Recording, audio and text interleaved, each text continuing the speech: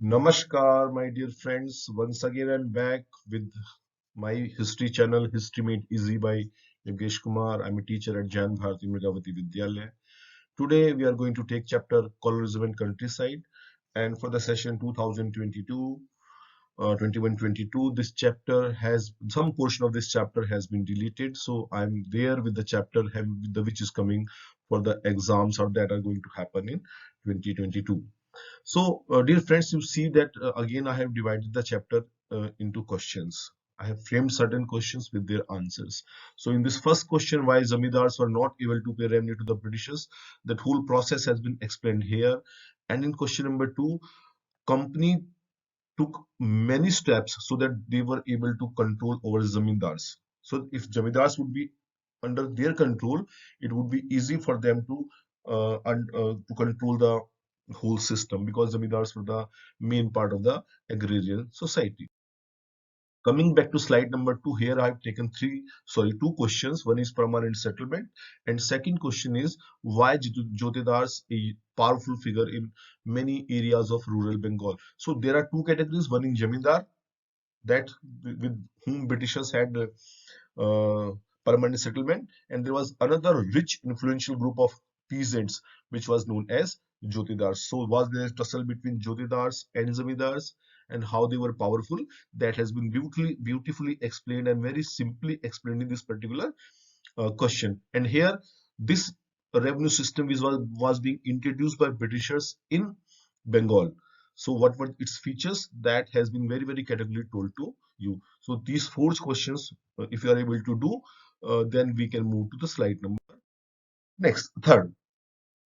Here, basically, we talked about that company had a very strict policy regarding submission of revenue, right? And the revenue demand was also very high. The income of the zamindars was affected by the weather conditions.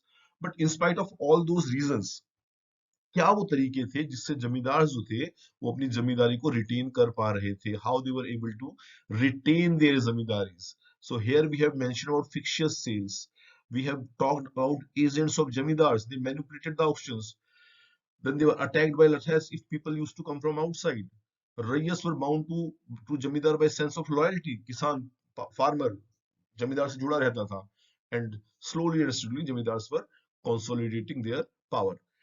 So, moving ahead, we take another question. Basically, what happened because East India Company was having control over trade in India, so there were other business houses which wanted their share. So, the working of the company was very minutely observed, and different reports were being put and tabled in British Parliament so that the working of East India Company in India can be discussed. So, a series of reports were being published, and out of that, we are talking about a particular report that is known as the fifth report. It was fifth of its series. It was a very voluminous report, as it says, 1002 pages.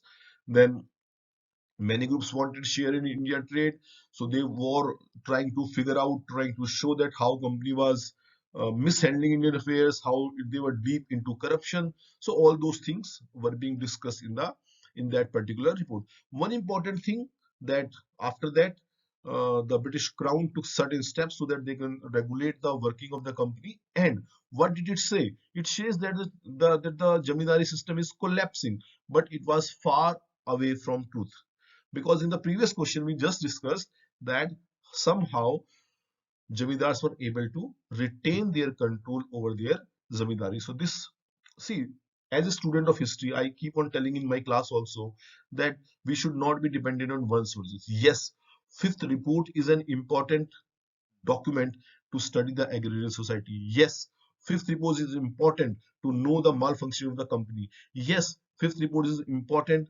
regarding the data which has been provided by it, but it is not the only source that we need to keep in mind, right?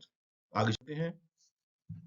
Now the next portion deals with the Rajmahal Hills, right? So Rajmahal Hills, people, those who used to live here, they were known as Pahadiyas. Name is their Pahadiyas, and they survived, or their livelihood was totally dependent on forest products, and they used to do the suffering cultivation. So, and they used to use hoe. कुदाली करके आप समझ लीजिए, आप इससे फावड़ा समझ लीजिए, आप जिसको जो भी समझना चाहते हैं, मतलब they were not using plough. Why? Because the terrain was different. Hilly area tha. Plow would not work. So they used to collect mahua silk and all other things from it. What does this slide tell? That the life of Pahadiyas was totally dependent on forest, and they were very happy with their way of life. So here is the next question. It talks about, Britishers, they wanted more and more land to be cultivated.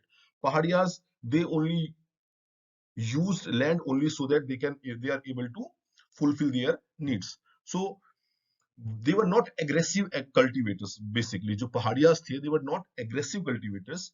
So whenever they needed certain things, they used to raid the plains. It has been mentioned here. They raided the plain areas. So Jamindars wanted to buy peace. Why? Because if they will raid, their income would hit.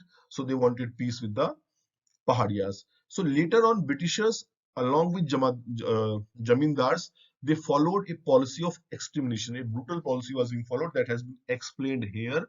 But later on, peace settlements were negotiated, and the Britishers and the Jamindars, they asked the Pahadiya chiefs to take allowances and mind their men, but most of the Pahadiya chiefs refused to do that. But they went deep into forest because this was the question of their survival. So how a coming of Britishers and aggressive policy followed by them was very, very uh, brutal for Pahadiyas. Now, when Pahadiyas refused to do the cultivation, Britishers and Jamidars, they motivated a new tribe that was Santals. They were excellent forest cutters. They were being brought up here. Suddenly, their number started to increase. बहुत थोड़े से villages से उनका number बढ़ गया, population की काफी बढ़ गई, and they were being promised that this will be Damin-i-Koh, that Damin-i-Koh means this land belong to them. But when their number increased, when the number of villages increased, Britishers demanded revenue. So that created problem for the Santals, and they revolted. Before the revolt of 1857, that they revolted in 1885 and 1856. Although the revolt was suppressed, but a new Santhal Pargana was being created. So this was the outcome of that particular thing. So Britishers were very much interested in this particular area to know about the terrain and other important things. So they appointed Francis Buchanan. He was an employee of the British East India Company, and he marched with a lot of people to different areas. He collected details, surveyed landscape, and he not only talked about the particular landscape, but he also talked about how this landscape can be more productive. So the observation made by Buchanan, they were very important for the for the for the growth of income of Britishers, and they planned certain things so that this area can become more useful for Britishers. So I end this class here with there are around 10 questions, and my dear friends, if you are able to cover these 10 questions, the syllabus which is coming in 2022 exam, that is being covered. Happy learning. Namaskar.